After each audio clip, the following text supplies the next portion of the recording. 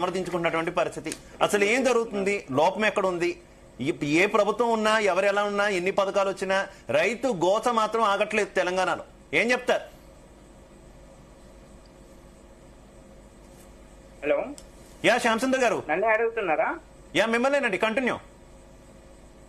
Yeah అంటే ఇప్పుడు ప్రతి పార్టీ కూడా, అంటే ఈ పార్టీ తప్పు చేసింది, ఈ పార్టీ తప్పు చేయలేదని కాదు. కేసీఆర్ గారి హయాంలో కూడా రైతులు ఆత్మహత్యలు చేసుకున్నారు. ఇప్పుడు కాంగ్రెస్ హయాంలో కూడా రైతులు గోసపడుతున్నారు, ఇబ్బంది పడుతున్నారు. ఇది వాస్తవం, అందరూ ఒప్పుకోవాల్సిన విషయమే. అది టిఆర్ఎస్ వాళ్ళు కాంగ్రెస్ పైన, కాంగ్రెస్ వాళ్ళు టిఆర్ఎస్ పైన, ఇద్దరు కలిసి బీజేపీ పైన, కేంద్రం పైన అనడం అనేది మామూలు అయిపోయింది తప్ప రైతును ఆదుకునే వాళ్ళు చిత్తశుద్ధి కనిపించట్లే. రైతును ఆదుకునే ప్రభుత్వాలు రావాలి ఇప్పుడు. ఎందుకనంటే రైతుకు అసలు ఎట్లాంటి సహాయం అందట్లేదు. అందక వాళ్ళు అప్పులు చేసిన అప్పులు కట్టలేక ఆత్మహత్యలు చేసుకునే పరిస్థితి ఉంది. వాస్తవానికి రైతు గనక సహాయం చేస్తే, రైతు మన దేశానికి అన్నం పెట్టేటువంటి రైతుకే అన్నం దొరకలేని పరిస్థితి వస్తుంది. కాబట్టి రైతులు ఇప్పుడు అప్పుడు కేసీఆర్ గారు కూడా వరి వేస్తే ఊరే అన్నట్టుగా మాట్లాడారు. సన్న బియ్యమే పండించండి, సన్నవడ్లే పండించండి అంటే సన్నవడ్లు కూడా కొనలేదు. అప్పుడు రైతులు రోడ్ల మీద ధర్నా చేయాల్సి వచ్చింది. కాబట్టి కాంగ్రెసా టిఆర్ఎసా కేంద్రమా అనేది కాదు ఇక్కడ. వాస్తవానికి రైతులకు ఆదుకోవాల్సినటువంటి పరిస్థితి ఉంది. అట్లాగే తూకాలు అంత కష్టపడి తూకాల దగ్గరికి పోతే, మార్కెట్ కు తీసుకెళ్తే అక్కడ తరుగు, మధ్య దళారీల దోపిడీ, ఇవన్నిటిని తట్టుకొని రైతు అంటే ఆరుగాలం కష్టపడి రైతు ఇంటికిచ్చే పంట చేతికొస్తుందా లేదా అనే గ్యారంటీ లేనప్పటికీ కూడా రైతు తను పండిస్తున్నటువంటి పంట, అంత కష్టపడి పండిస్తున్న పంటను కొనే టైంలో కూడా దోపిడీ జరుగుతుంది. మీరు మళ్ళీ ప్రస్తావించారు కాబట్టి శ్యామసుందర్ గారు, మీరు మళ్ళీ ప్రస్తావించారు కాబట్టి గతంలో కేసీఆర్ గారు అన్నటువంటి వ్యాఖ్యలకు సంబంధించి ఆయన మాట్లాడినా ఉపయోగించిన భాష ఏదైనప్పటికీ కూడా కాజ్ ఒకటే కదా. ఏదైతే పంటకు డిమాండ్ ఉందో ఆ పంటల వైపు మళ్ళండి అన్న తరహాలో ఆయన మాట్లాడినటువంటి పరిస్థితి. అఫ్ కోర్స్ రాజకీయ పార్టీలు రాజకీయంగా ఆ వ్యాఖ్యను ఉపయోగించుకున్న సిచ్యువేషన్ చూస్తాం. కానీ కాజ్ మంచిదే కదా. రైతులు ఇతర పంటల వైపు లేదంటే డిమాండ్ ఉన్నటువంటి సన్న బియ్యం వైపు మళ్ళించడంలో తప్పేమైనా ఉందా?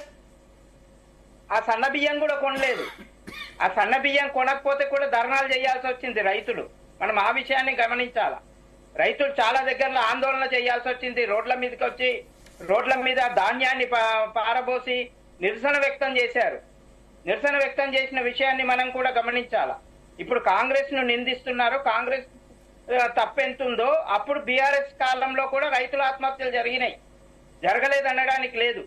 కాబట్టి అంటే ఏ గవర్నమెంట్ ఉంది, ఎవరున్నారు, కాంగ్రెసా బీజేపీ టిఆర్ఎస్ అని కాదు విషయం. కాకపోతే రైతుల్ని ఆదుకోవాల్సినటువంటి పరిస్థితి మాత్రం అన్ని పార్టీల పైన ఉంది. అన్ని పార్టీలు చిత్తశుద్ధితో పనిచేయాల్సిన అవసరం ఉంది. ఒకళ్ళ మీద ఒకళ్ళు మనం డిబేట్లలో మనం చెప్పుకోవచ్చు, కానీ వాస్తవ పరిస్థితుల్లో రైతులు అన్ని విషయాలు గమనిస్తున్నారు. కాబట్టే ప్రభుత్వాలు మారిపోతున్నాయి, అక్కడ అధికారాలు మారిపోతున్నాయి. రైతులు ఆగ్రహానికి గురి కావాల్సి వస్తుంది. మనం చెప్పుకోవచ్చు ఇక్కడ మన పార్టీల వాళ్ళ పార్టీల తరఫున వాళ్ళు సపోర్ట్ చేసుకోవచ్చు కాక, కానీ ఫీల్డ్ లో వాస్తవంగా ఏం జరుగుతుంది అనేది కూడా ముఖ్యమే కదా. వాస్తవంగా జరుగుతుంది, ప్రజలు ఆగ్రహానికి గురవుతున్నారు. ఇప్పుడు వర్షాలు వచ్చే టైం అయిపోయింది. ఇప్పటిదాకా 2 నెలలు వృధా చేసింది ప్రభుత్వం. ఈ 2 నెలలు వృధా చేయకుండా ఉంటే వీటిని మార్కెట్ కు తొందరగా తెప్పించేసి తొందరగా కొనుగోలు చేసి ఉంటే ఇప్పుడు రైతులు వర్షం కోసం భయపడే పరిస్థితి ఉండేది కాదు. చాలా వరకు ఇంకా పంట మార్కెట్ లోకి రావాల్సి ఉంది. వచ్చినప్పుడు వర్షాలు వచ్చేస్తే వాళ్ళని కాపాడే వాళ్ళు ఎవరు? అప్పుడు తరుగు అంటారు, ఇంకేమో అంటారు, మొలకెత్తినవి అంటారు. మొలకెత్తిన వాటిని ఎవరు కొంటారు? కాబట్టి కానీ ఇప్పుడు మనతో చరణ్ కౌశిక్ గారు కాంగ్రెస్ పార్టీ నుంచి మాట్లాడుతూ కొన్ని రీజన్స్ అయితే చెప్పారు కదా ఎందుకు డిలే అయింది అన్న దానికి సంబంధించి కూడా. వెస్ట్ బెంగాల్ ఎలక్షన్స్ కావచ్చు, కూలీలు దొరకకపోవడం కావచ్చు, గోడౌన్లో కొరత కావచ్చు, స్టోరేజ్ లేకపోవడం కావచ్చు, ఇతరత్ర కారణాలని ఆయన చెప్తున్నారు కదా. ఆ కారణాలు రైతుల్ని కాపాడతాయా అనేది మనం ఆలోచించాలి. రైతులకు అల్టిమేట్ గా రైతులకు వరి ధాన్యం కొనుగోలు చేస్తేనే వాళ్ళకు కొంత గిట్టుబాటు అవుతుంది. ఆరుగాలం కష్టపడి పండించిన పంట చేతికి అందకపోతే నాకు కూలీలు దొరకలేదు, నాకు ఆ సమస్య వచ్చింది, నాకు గోదాములు దొరకలేదు, కాబట్టి నేను మీ వరి ధాన్యాన్ని కొనలేకపోతున్నా, క్షమించండి అంటే రైతు జేబులోకి డబ్బులు వస్తాయా? రావు కదా. కాబట్టి కారణాలు ఏమైనా ఉండొచ్చు కాక, గతంలో రాష్ట్ర ప్రభుత్వాల కారణాలు ఉన్నాయి, ఇప్పుడు రాష్ట్ర ప్రభుత్వానికి కారణాలు ఉన్నాయి. కాకపోతే విషయం ఏంటంటే మొత్తం మీద స్పీడప్ చేయాలి. ఇప్పుడైనా కానీ వర్షాలు రాకముందు కొనుగోలు పూర్తి చేసేలాగా ప్రయత్నం చేయాలా. అట్లాగే ప్రైవేట్ దళారులు ఎవరైతే ఉన్నారో వాళ్ళు రైతుల్ని దోచుకుంటున్నారు. 12 కిలోలు 10 కిలోలు 12 కిలోలు ఇట్లా తరుగు తీస్తున్నారు. ఈ తరుగు తీయకుండా రైతులకు దోపిడీకి గురి కాకుండా దళారుల వ్యవస్థ పని చేయకుండా చేయాల్సినటువంటి బాధ్యత అధికార పార్టీ పైన ఉంది, ఇప్పుడు రాష్ట్ర ప్రభుత్వం పైన. కాబట్టి వీటి విషయంలో ఏం చర్యలు తీసుకుంటారు అనేది ఆలోచించాల్సిన విషయం. ఇప్పుడు ధాన్యాన్ని ఎంత స్పీడప్ చేస్తే కొనుగోలు అంత బాగుంటుంది, రైతుల్ని ఆదుకున్న వాళ్ళు అవుతారు. రైతుల్ని ఆదుకుంటేనే ఆ ప్రభుత్వాలు మనుగడ కొనసాగించగలుగుతాయి. రైతు ఆగ్రహానికి గురైతే ఏ ప్రభుత్వమైనా అధికారంలో ఉండడం కష్టం అవుతుంది. కాబట్టి ఇది అన్ని పార్టీలకు గ్రహించాల్సిన విషయం. కాబట్టి రైతుల విషయంలో చిత్తశుద్ధితో పనిచేయాలి. వాళ్ళు ఎక్కడ కూడా విధ్వంసకర పరిస్థితులు సృష్టించే లక్షణాలు లేని వాళ్ళు శాంతియుతంగా ధర్నాలు చేస్తారు, లేకుంటే తమ పట్ల తామే కాలబెట్టుకుంటారు, లేకుంటే తమ ధాన్యాన్ని తామే రోడ్ల మీద పోసేసుకుంటారు. ఇట్లా శాంతియుతంగా చేసే వాళ్ళను ఆగ్రహం గురి కాకుండా చేసుకోవాల్సినటువంటి అవసరం ఉంది. అది అన్ని పార్టీల పైన బాధ్యత ఉంది. ఇవాళ కాంగ్రెస్ ఉండొచ్చు, రేపు ఇంకో పార్టీ అధికారంలోకి రావచ్చు, మొన్నటి దాకా టీఆర్ఎస్ ఉండొచ్చు కాక. కానీ ఎవరు ఉన్నప్పటికీ కూడా ప్రతి సంవత్సరం మనం ఈ డిబేట్లలో పార్టిసిపేట్ చేస్తూనే ఉన్నాము, డిబేట్లు పెడుతూనే ఉన్నాము, డిబేట్లు జరుగుతూనే ఉన్నాయి. కానీ రైతుల సమస్యలు మాత్రం పరిష్కారం కావట్లేదు. కాబట్టి రైతు సమస్యల విషయంలో చిత్తశుద్ధితోని ప్రతి ప్రభుత్వము ప్రయత్నం చేయాల్సినటువంటి అవసరం ఉంది. Right, okay, thank you all. దయచేసి గెస్ట్ అంతా కూడా వేచి ఉండండి. మనం రెండో టాపిక్ గురించి కూడా డిస్కస్ చేయబోతున్నాం. ఆ టాపిక్ గురించి డిస్కస్ చేసే ముందు తెలంగాణ ముఖ్యమంత్రి రేవంత్ రెడ్డి అమీర్పేటలో మాట్లాడుతున్నారు. లైవ్ ద్వారా చూద్దాం. నమస్తే, వెల్కమ్ టు డిఎన్ఏ. తెలంగాణలో రైతుల చుట్టే రాజకీయాలు తిరుగుతున్నాయి. ధాన్యం కొనుగోళ్లలో ప్రభుత్వం విఫలమైందని విపక్షాలు మండిపడుతున్నాయి. అధికారుల నిర్లక్ష్యంతో సకాలంలో కొనుగోలు జరగకపోవడంతో అకాల వర్షాలకు అన్నదాతలు నిండా మునిగిపోతున్నారనే విమర్శలు వస్తున్నాయి. రైతు గోస పేరుతో మార్కెట్ యార్డులను పరిశీలిస్తున్నారు బీజేపీ నేతలు. ఇక రైతులతో కలిసి బీఆర్ఎస్ నేతలు ఆందోళనలు చేస్తున్నారు. అధికార పార్టీ మాత్రం రైతులతో రాజకీయాలు మానుకోవాలని కౌంటర్ ఇస్తోంది. గతంలో కంటే వేగంగానే కొనుగోలు జరుపుతున్నామని మంత్రులు చెబుతున్నారు. పంట కొనుగోలు, రైతుల అవస్థలు, పార్టీల వాదనలపై ఇవాళ డిఎన్ఏలో డిస్కస్ చేద్దాం. ఈ రోజు డిఎన్ఏలో నాతో పాటు మా కొలీగ్ శివ ఉన్నారు, అలాగే నిఖిల్ రావు గారు, సీనియర్ జర్నలిస్ట్ శామ్ గారు, చరణ్ కౌశిక్ గారు. వెల్కమ్ టు డిబేట్ అండి. ముందుగా కౌశిక్ గారు, ఏంటి రైతులు ధాన్యం అమ్ముకోవడానికి రోజుల తరబడి వేచి ఉండాల్సిన అవసరం ఎందుకు వస్తుంది? కొనుగోలు కేంద్రాల్లో సరైన ఏర్పాట్లు లేకపోవడానికి బాధ్యత ఎవరిది? చరణ్ గారు.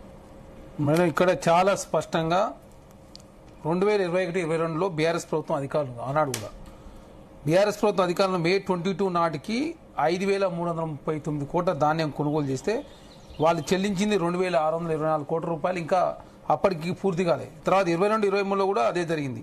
23-24లో కాంగ్రెస్ ప్రభుత్వం అధికారులకు వచ్చిన తర్వాత చెల్లించాల్సింది 8,691 కోట్ల రూపాయలు. ఈ సీజన్ కి 6,112 కోట్ల రూపాయలు చెల్లించారు.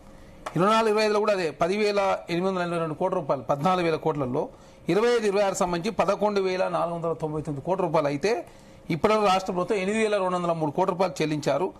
8,575 కొనుగోలు కేంద్రాలు కూడా ఏర్పాటు చేశారు. అదే కాకుండా ఇక్కడ చాలా స్పష్టంగా ఎందుకు పశ్చిమ బెంగాల్ ఎలక్షన్లు రావడం, అదే కాకుండా బీహార్లో గోధుమకు సంబంధించిన సాగు డేట్ని ఎక్స్టెండ్ చేయడంతో 90% అమాలీలంతా కూడా బీహార్, పశ్చిమ బెంగాల్ రాష్ట్రం మీద ఆధారపడడంతో ప్రధానంగా సమస్య ఎదురైంది. అదే కాకుండా ఇప్పుడు ఎండలు అధికంగా పెరగడంతో 10 గంటల తర్వాత ఏ అమాలి కూడా బయటకు వచ్చి ఒడ్లు కాంట అయిన పరిస్థితి మనం చూసినాం. 5 తర్వాత పనిచేస్తా ఉన్నాడు, మార్నింగ్ 10 లోపు మాత్రమే పనిచేస్తున్న పరిస్థితి.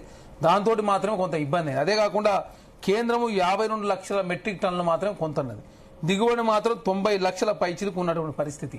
భారతీయ జనతా పార్టీ ఇప్పుడు ఎవరిని అడగాలి పోయి? కేంద్ర నరేంద్ర మోడీ గారినో కేంద్ర ప్రభుత్వం అడగాల్సిన భారతీయ జనతా పార్టీ రామచంద్రరావు గారు కళ్ళాల పేరు మీద రైతుల దగ్గర పోయి మొసలుగా నీరు గార్చే ప్రయత్నం వారు చేస్తూ ఉన్నారు.